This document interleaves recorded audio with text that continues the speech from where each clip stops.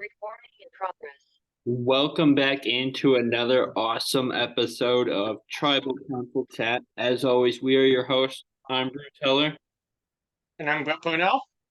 and we have an awesome episode for you guys. So, this is the beginning of our first ever two-part episode, and we are doing history of the Survivor auction. So, we're going to go through in these two episodes every Survivor auction we've ever seen and talk about what stuck out to each one from us. Part one is right now. Part two will not be. It'll be the week after. Yeah.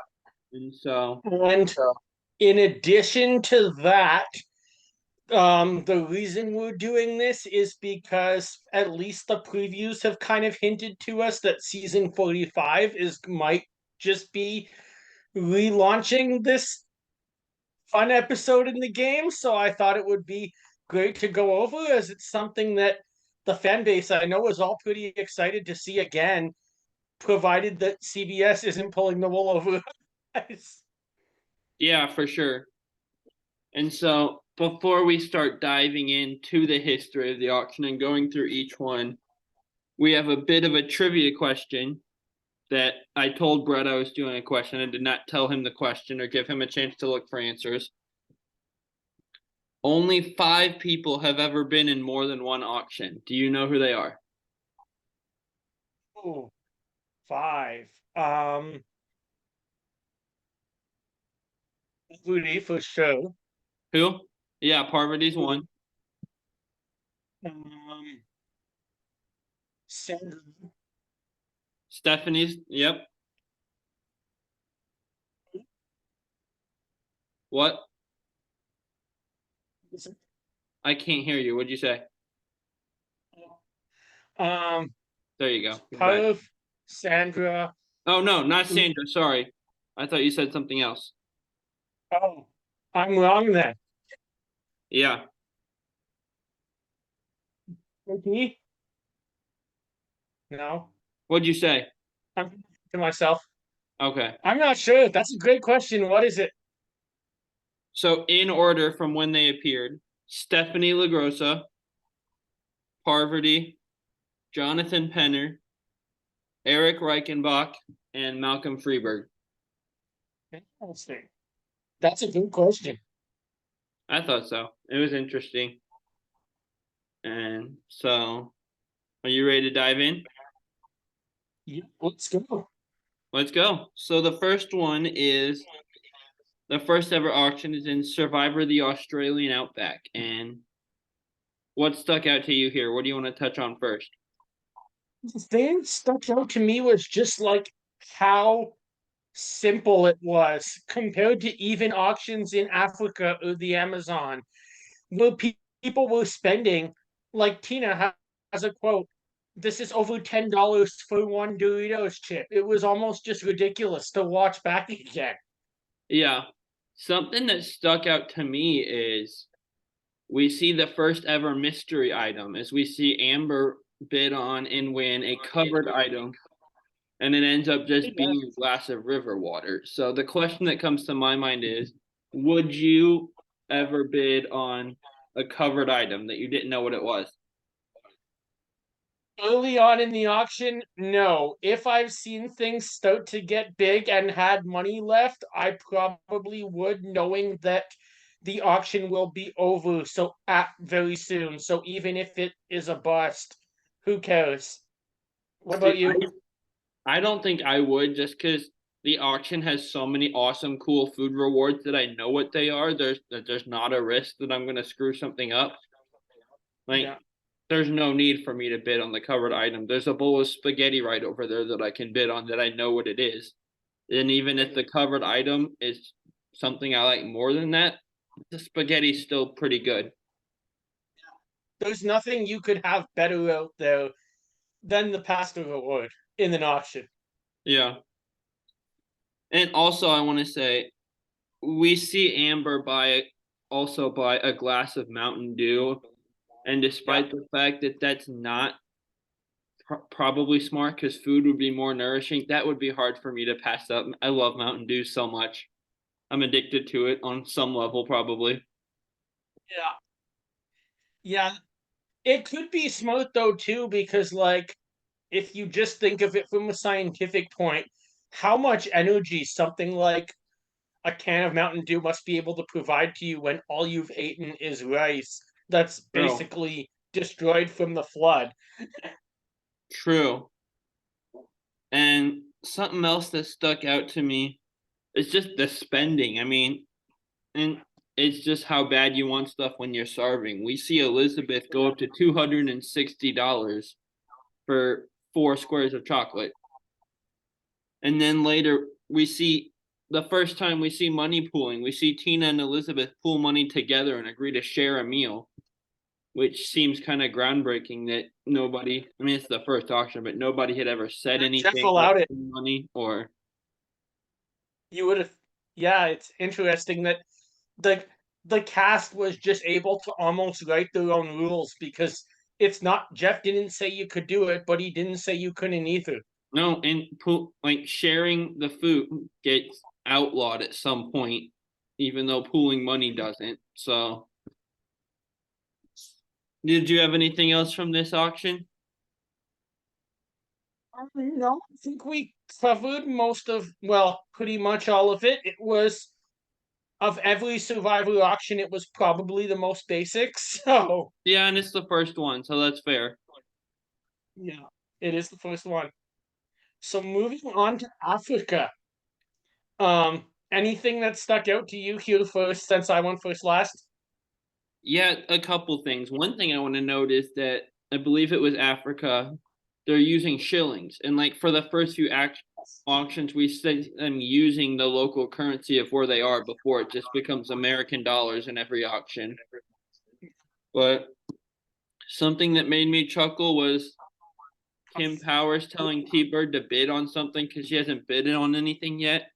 And T-Bird says, I'm holding out for chicken and mashed potatoes. And then the very next item is a hoagie, and T-Bird ends up bidding on it and winning. That was kind of ironic. Interesting too that it's almost going back to what we just said about Australia. You now have in this auction players bidding for items that players have already purchased and kind of running their own auctions. Yeah, for sure. And And it's of like, course, where did that come from other than the fact that it just evolved on its own and T-Bird bought a mystery item that was so large that she could make back most of her money and still enjoy the food. yep. And of course, we can't talk about the Africa auction without Big Tom and the ham. Yes, That's that was classic. too funny. Hey, so did you have anything else on this one? I didn't have a ton of bullet points written down for this one. There was that point that I wanted to make, and yeah, that's pretty much the main point. Anything else I'm thinking when I watched it? I don't think so. So moving on to the next one, which is probably the weirdest auction we're gonna see, is from Survivor Thailand, which if you've been listening to this show, you know that's my least favorite season. And this auction being the weirdest one, it's just kind of on brand for Survivor Thailand, but they did the auction pre-merge. So we're still in tribes, we're sharing money as a tribe, and we're sharing all the rewards as a tribe for some reason. Yeah, I actually really liked this when I just rewatched it. Yeah, I don't remember it at the time. I was like 9 years old, but rewatching it, I actually liked this concept in that it took away that like what I just brought out from Australia, and instead of people spending exorbitant amounts of money on what is nutritionally next to nothing, you now have a situation where the whole tribe is sharing massive rewards. You're yeah. having like whole plates of nachos and margaritas going in the auction. You're seeing Sukjai win the biggest ice cream sundae I've ever seen in the Yeah. middle of the Thai jungle. Rewatching it on YouTube yesterday, I liked it better than I did the first time I watched it. But the fact that it's just such a strange concept, and the only time they did it was Thailand, just kind of seems on brand for Thailand. Yeah. But that was like it wasn't terrible. I liked it. It was different. It was something to get used to, but I liked it. It was different, and it worked well for that season. I'm kind of curious why they didn't bring it back, but I'm not too upset about it. I almost wonder what how interesting would it be, hypothetically, not that I have any spoilers or that this is going to happen, but being in such small tribes, if they could bring it back in 45 this way. They might. That would be interesting. One other thing that stuck out to me was before he started putting like the food items and rewards up for bid, he offers them a chance to switch tribes if they want to. Yeah. Which then becomes a big part of Survivor 8 seasons later in Cook Islands. Yeah, well, and they offered it. And I've heard Yeah. Fairplay say this somewhere. They offered it 2 seasons later in Pearl Islands. That Fairplay was trying to get everyone together and use the mutiny to force the merge and everyone end up together, which is brilliant, by the way. But no one took That it. is brilliant. And I guess because no one took it, it didn't make the air. But I'm kind of surprised with Thailand that Sheehan didn't take that opportunity because she wanted nothing to do with Sukjai. No, exactly. And like, you take that opportunity, you might be able to.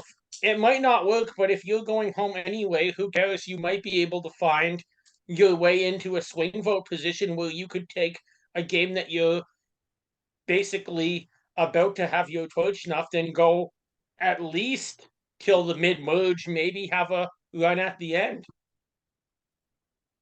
Yeah. And if you take that opportunity to switch tribes, the fake merge doesn't matter because you're already on the other tribe that's not going to the fake merge tribal anyway. So Exactly. the fake merge was still kind of a dumb idea. But so did you have any And did you have anything else from Thailand? just I like that concept, and it wouldn't disappoint me at all to see it come back this way. And I almost wonder, like almost looking towards 45, could you maybe take elements of this auction and the modern auction, and if the whole tribe is bidding, maybe be able to throw advantages in Yeah, that only apply to your tribe? It'll well, be interesting to see what they do to change it around because of how the reason it hasn't been in Survivor for 15 seasons at this point. and we'll get talk to this as we get into later auctions, but if they're gonna bring it back, I don't want any advantages in it. That's part of what broke it in the first place. Yeah. Just don't bring any advantages into it. Even if you're doing it in a better way, just leave advantages out of it, if you're asking me. Yeah, good point. So now we're getting into Amazon. And this is another interesting one. I think the main part of the auction that we'll get to the most is the letters from home. But is there anything else you want to cover before that? Um, the first bullet point I have written down is just a Rob Sesternino quote that made me laugh because Matt wins a mystery item and Rob just sits there and says, "Oh, he doesn't care if it's gross. He'll eat it anyway." That's great. And so on brand for the relationship. And then something else we see for what I think is the first time is we see eggs and bacon and pancakes being put up for bid. And Probst says, this does come with something else. And he doesn't say what it is yet. And we see Butch win that for $360 as a starting bid, by the way. We did see say that in the Thailand auction with the picture of margaritas. Oh, that's right. I forgot about that. But we see Butch start at $365 as his opening bid for some reason. And he gets a bed with it, and he gets the eggs and bacon and pancakes, and good for Butch.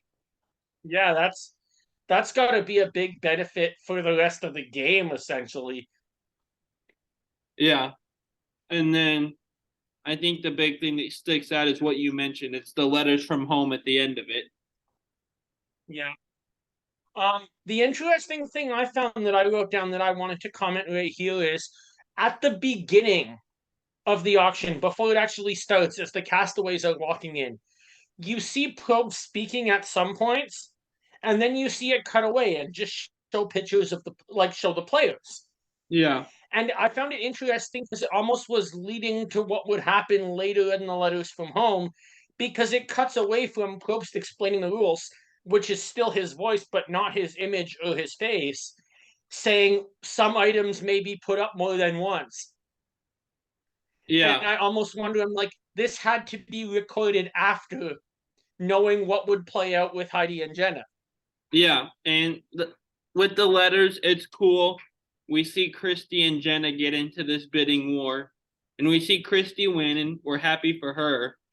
And then we see how sad and crying Jenna is that she lost. And Probst says, well, I can put this up for auction again if it's okay with Christy. And props to Christy, because her and Jenna had kind of had a bit of a rocky go of it that season, allowing it to go up for auction. Nobody else bid. They let Jenna get it. And props to just really cool, touching moment there, seeing everyone come together. And this part almost plays out into developing the concept of the letters from home for the future, where Jeff starts allowing people to purchase it for whatever the highest bidder paid. Yeah. And like this one, only one more letter gets put up and Jenna wins it and bids it. And from here on forward, anytime letters get put up, someone wins it. And then, like you said, anyone who wants to can pay that same price. Exactly. So I'm curious what that flip was that caused that rule to change. Because I don't know, but that rule definitely changes after the Amazon auction. Yeah, that is for sure. And so, did you have anything else from this one? Um, one thing I wrote down that was just sheer comedy in this auction: the fact that Jenna wins chocolate and peanut butter for the second time in a week. Yeah, that was great. And Probe Steven comments on it. Yeah. And so, our next auction, Amazon was season 6. We don't see it again until season 10 in Palau. Which is an interesting gap that I never really realized it wasn't there until it wasn't there. And the one thing that sticks out, I have 2 bullet points for this one. And one of them I kind of already touched on, that anyone can have their letter for the same price because that rule flipped from the previous auction. Other than the letters from home, every item in this auction is covered that we see go up for bid. Yeah, that's very true. So I guess this one would almost be one where you have to bid on covered items. Yeah. Hopefully, if I was out there, I would have picked up on that quick enough that I didn't miss out waiting for an uncovered item, but I'm kind of slow thinking sometimes, so I'm not confident that I wouldn't have messed that up. At least you would have ended up with money, even if you didn't. Yeah, and I didn't even, and we'll touch on this later. Until I watched One World for the first time, I never realized that they get to keep the money they don't spend. That thought just never occurred to me until Tarzan and One World, which we'll get to. So, did you have anything else from Palau that stuck out to you? Because I only had the 2 bullet points. Yeah, those were the exact same 2 points that I had. But no, it's definitely an interesting change. Okay, so moving on. The very next one is Interesting changes. The auction evolves into a whole nother beast here.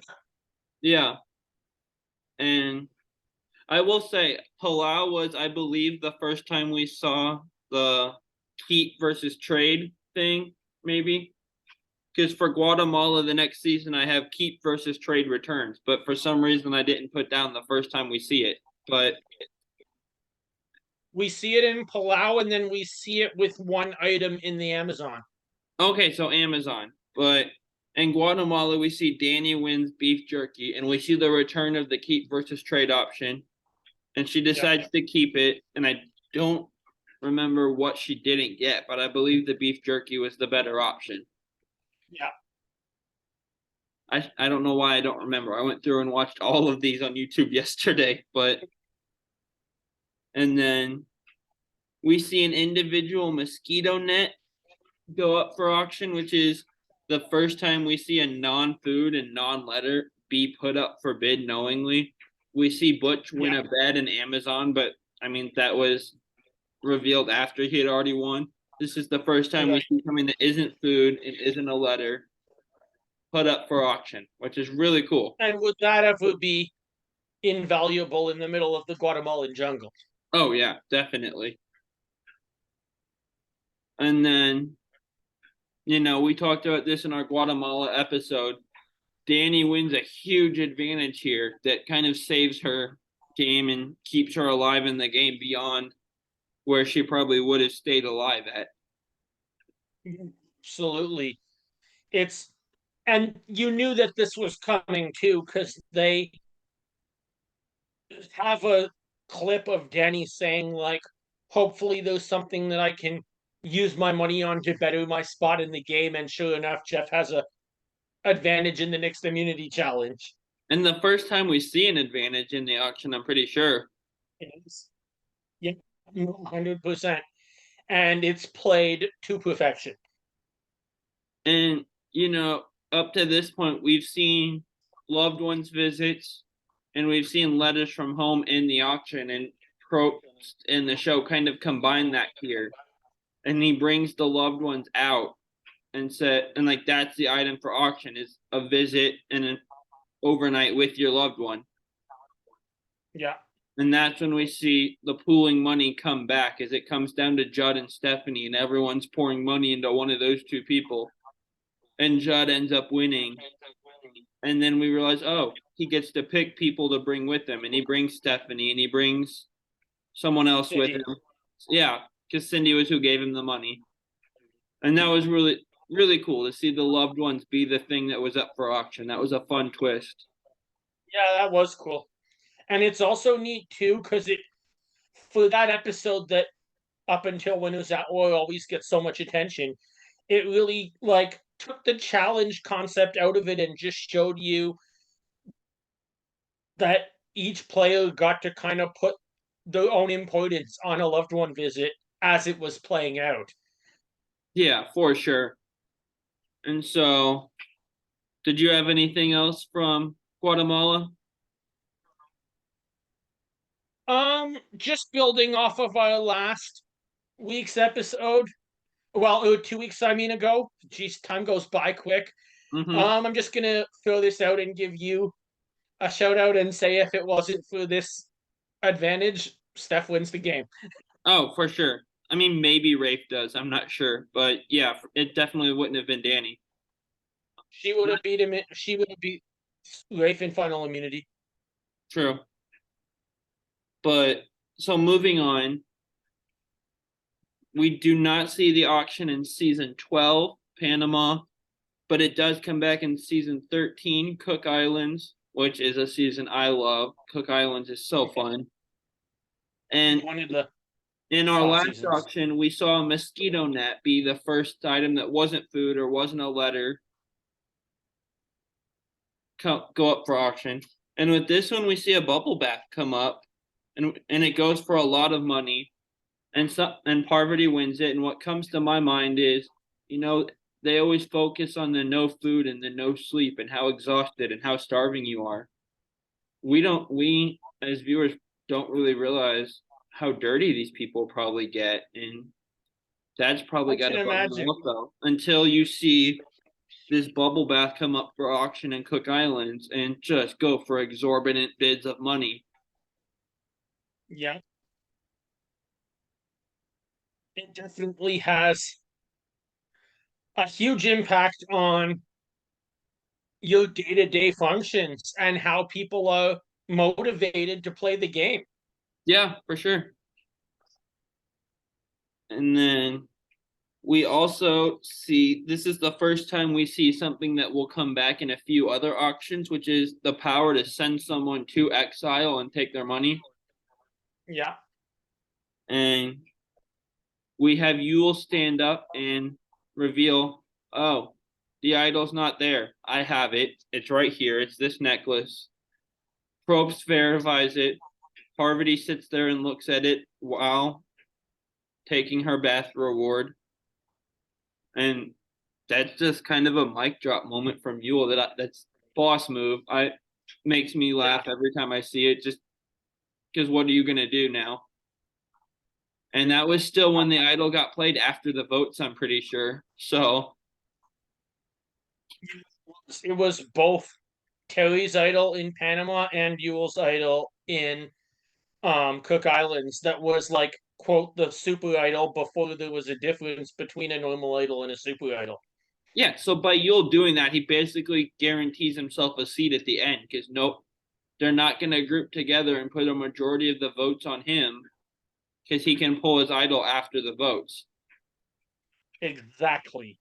Which is why the super idol is broken and should not be brought back. But props to Yule for the only way to defeat it is to willingly lose one of your own and split the vote. Yeah. But props to Yule for using that in a boss move, kind of a mafia-esque move, and just putting it out there for everyone to see and knowing no one can stop him. But what notes do you have from the Cook Islands auction? Ozzy eating ice cream straight out of the machine was hilarious. Oh yeah, you've got to. Why waste time? Him getting squirt by the machine because it didn't work the first time he tried to use it was equally funny. Those never worked the first time you used them. Yeah, I worked at Wendy's after all. true. I mean, hey, that ice cream machine works better than any ice cream machine located in a McDonald's. So those things never work when you try to go get ice cream. Yeah. We love you, McDonald's. Don't hate us. Did you have anything else from this one? No, I think it was neat to see though that like taking someone's money playing a big role in this season, especially with how divisive these two tribes were. I know they're merged at this point, but I mean Yeah. this game was probably one of the most tribal games of all time And after the mutiny. something else that comes to my mind as you're talking about how divisive this merge tribe was is that at this point we've already reached a point in the season where pretty much everyone that isn't Yule hates Penner. Yeah. And Penner's just out here knowing no one like other than Yule likes him and is wins like 3 things in a row, and at the end of the auction wins something else just because he has money. And even Probst is surprised he still has money because he keeps winning everything. Just as a Penner fan, that made me smile just watching him win so much stuff and watching everyone that wishes he wasn't there's reaction. So funny. Yes. Absolutely. So the auction does not return in Fiji, and unfortunately does not return in China either. But we do see it come back in Micronesia. And the first note I have is Natalie Bolton, poor Natalie, bids on a covered item and wins it. It's revealed to be fruit bat soup, and she just goes back to her seat and has no interest. And James Clement, who is the star of this auction, just goes up and asks Probst if he can have it, and he eats it, which is not the only time we see James eat a bat on Survivor, I'm pretty sure. It's at one of the merge feasts. I don't remember if it's China or Micro, but he eats a bat. It's the same merge feast. It's in the same season. Of course it is. But James has funny reactions to like 2 or 3 stuff. And we got to run through this because we're running out of time. But I've got my other to do it because this is the perfect place for us to do as our last auction because we're exactly halfway done the auction. So time's working great. That's awesome. We see the power to send someone to exile to return. And of course, poor Jason gets sent because he was the bottom at that point.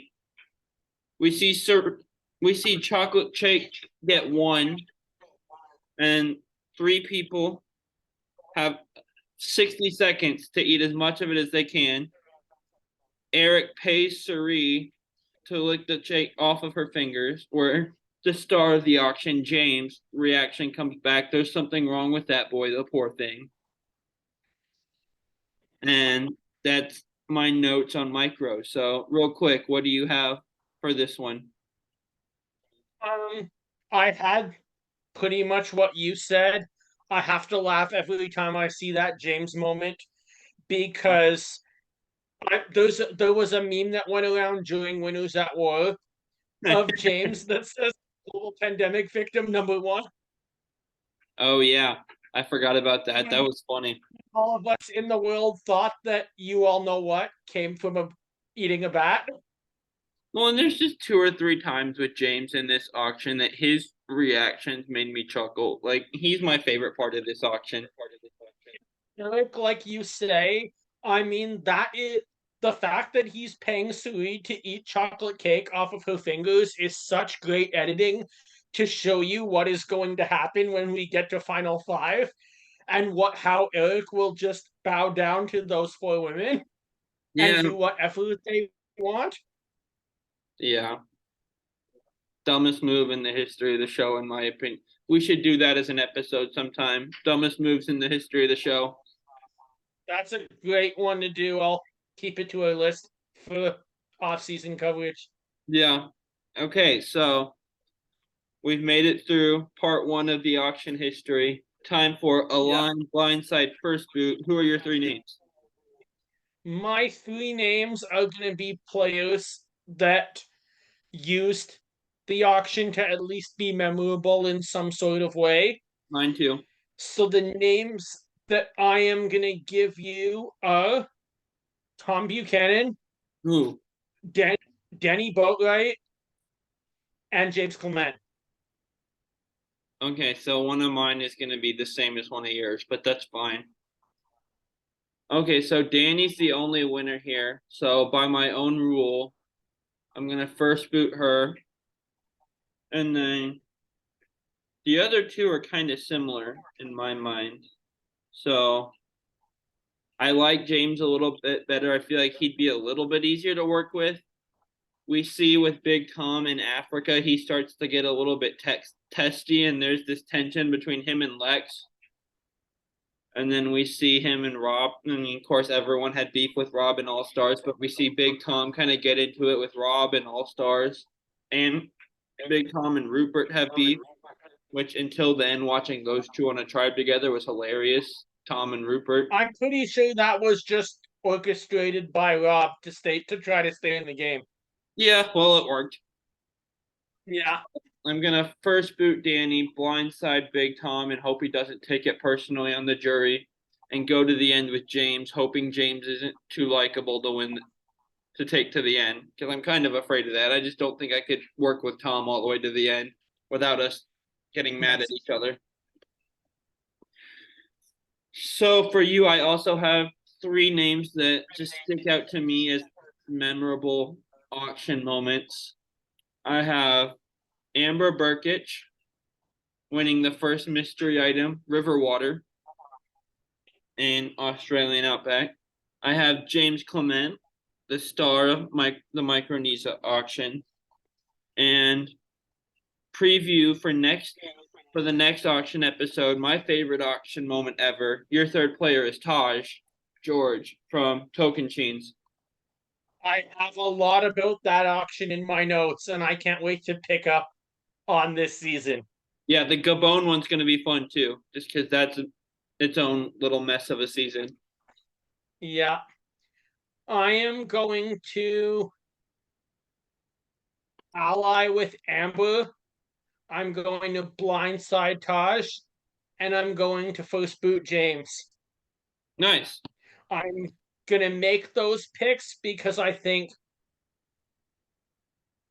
Amber won the right game for her to win, but I'm not sure she could win again.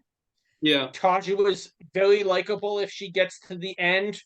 might be difficult to quell on the jury, seeing that she got threatened to vote for Aaron, but who knows?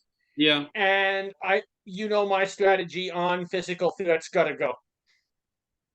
So and physical threats gotta go, but I usually choose them to blindside instead of first boot because you're keeping me away from tribal pre-merge. So I would also align with Amber though, and I realize I just said my rule is usually to first boot the winner, but Amber played a brilliant strategy of help someone get to the end and be equal parts in this partnership, and that everyone else hates that person. I'm a pretty social person. I make relationships well. I'd like to think my jury management would be better than Rob's was in All Stars. So I feel like Amber could help me get to the end, but I don't know if she beats me the way she beats Rob. So I would align with her, blindside James, and unfortunately have to first boot Taj, but I hate doing that. Yeah. I like it. Well, looking forward to seeing you all both for next week's episode and then again in part two. Great part one. Thanks for listening to Tribal Council Chat. Grab your torches and head back to camp, and make sure to follow us at Tribal Council Chat on Facebook and YouTube, and tribalcouncil.chat on Instagram. Yep. And if you want to send us any emails or questions, tribalcouncilchat@gmail.com. Bye, guys. Have a Absolutely. great week.